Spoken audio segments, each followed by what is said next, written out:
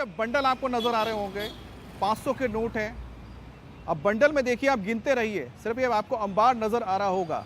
इस तरह से नोट आंखों के सामने हो तो एक यकीन नहीं होता है। और वो भी सोचिए किसके घर से मिला है, पीएस आलमगीर आलम कौन है, सबसे पहले समझिए। कांग्रेस के बड़े नेता हैं झारखंड के, और साथ ही साथ झारखंड सरकार के मंत्री हैं, ग्रामीण विकास मंत्री, यानी कि गांव वगैरह में उनको विकास करने की जिम्मेदारी। और उनके जो निजी सचिव हैं, पर्सनल सेक्रेटरी राजीव लाल, और राजीव लाल के जो नौकर हैं, उनके घर पर ये नोट मिले हैं। ये नोट अगर आप हाथ से गिनना शुरू करेंगे तो थक जाएंगे, इतने नोट हैं इसमें, और इसी से लंबा वक्त लगेगा इसको गिनने में। अभी तक जो आंकड़ा निकलकर सामने आए हुए मैं आपको बताता हूं, वो है 20 करोड़ रुपए कैश एक मामूले से नौकर के घर पर मिला है। और जो नौकर है वो भी कौन है, पीएस पर्सनल सेक्रेटरी मंत्री के हैं। दूसरी बड़ी बात है कि जो आंकड़ा 20 करोड़ हम बता रहे हैं, वही बीजेपी के जो नेता हैं निशिकांत दुबे, सांसद हैं झारखंड से ही, उनका कहना है कि यह आंकड़ा 30 करोड़ है।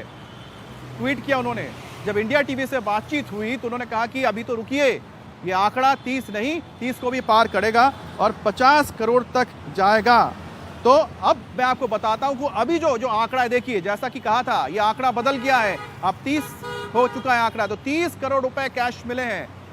तो और तस्वीरों में आप देखिए, यही आपको 30 करोड़ के नोट नजर आ रहे हैं। लेकिन ये सोचिए कि ये है ठिकाना किसका है, ये पीएस आलमगीर आलम जो मंत्री हैं कांग्रेस के बड़े नेता झारखंड के, उनके निजी सचिव के नौकर के घर पर ये पैसा मिला है। और ये आंकड़ा अब 30 करोड़ को छू चुका है, 30 करोड़ रुपए। जैसा कि पहले से हम इंडिया टीवी पर बता रहे हैं आपको, ये आंकड़ा हो सकता है और बड़े 40 और 50 को भी छुए। लेकिन चुनाव से ठीक पहले आप समझ रहे हैं कि इतना कैश बरामद होना अपने आप में एक बड़ा सवाल खड़ा करता है कि आखिरकार इतना कैश रखा क्यों है और इतना कैश आया कहां से है। निशिकांत दुबे का मानना है कि आलमगीर आलम और साथ ही साथ इससे पहले जो उनके सहयोगी रहे हैं, वो भ्रष्टाचार जो कर रहे हैं उसी के तहत हुआ है। आपको बता दें 2023 में यह मामला ऐसा नहीं कि आज ही खुला है, आरोप लगा सकते हैं। 2023 में, फरवरी 2023 में जो ग्रामीण विकास मंत्रालय, उसके जो इंजीनियर हैं वीरेंद्र राम, गिरफ्तार किए गए थे। उसके बाद से लगातार ईडी इस पूरे मामले में छापेमारी कर रही थी, और छापेमारी के दौरान ही इस पर ईडी की कार्रवाई हुई। और आज जाकर जब आलमगीर आलम के पीएस के नौकर के घर पर छापेमारी हुई तो वहां से 30 करोड़ रुपए ही मिले हैं। करीब 30 से के करोड़ रुपए अभी तक मिले हैं, और इसको लेकर बताया जा रहा है कि आंकड़ा तक हो सकता है। तो अतुल से बात करते हैं। अतुल, ये जो पैसा मिला है, लगातार जो छापेमारी चल रही थी, ये पूरा जो 1 साल का वक्त था, आखिरकार ईडी ने किस तरह से कड़ियों को जोड़ते आखिरकार पीएस के नौकर के घर तक पहुंचे हैं?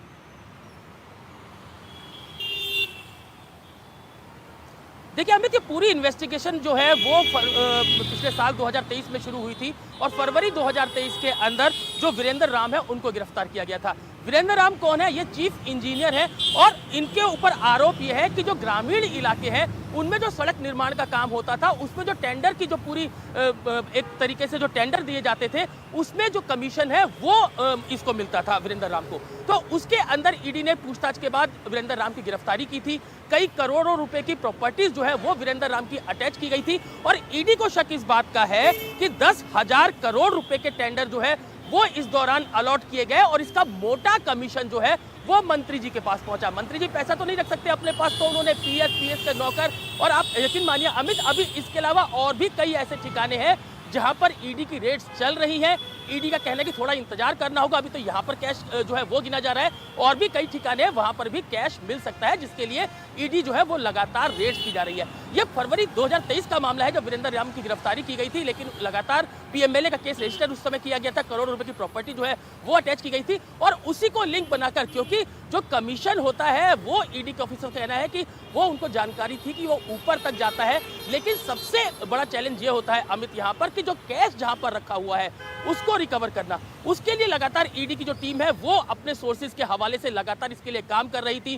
कहाँ ये कैश हो सकता है, कहाँ रखा जा सकता है, क्योंकि अगर बिना पुख्ता जानकारी के रेड्स की जाए तो निश्चित रूप से कैश जो है उसको छुपाया जा सकता है, कहीं और रखा जा सकता है। तो यही कारण था कि लगातार पीएमएलए का केस रजिस्टर करने के बाद ईडी की जो टीम है वो लगातार सर्विलांस के जरिए कुछ लोगों से जाहिर सी बात है कि मंत्री आलमगीर आलम, उनके मंत्रालय में इस तरह से अगर अधिकारी गिरफ्तार होते हैं भ्रष्टाचार के मामले में, उनके पीएस के नौकर के घर इतना पैसा मिलता है, तो जाहिर सी बात है क्या मंत्री जी को पता ही नहीं आखिरकार क्या चल रहा है। तो चिराग चले क्या अंधेरा है, चिराग तले अगर अंधेरा है तो ऐसे में सवाल उठता है कि क्या वाकई में ही मंत्री जी को इस बारे में कोई भी संज्ञान या कुछ भी जानकारी नहीं है।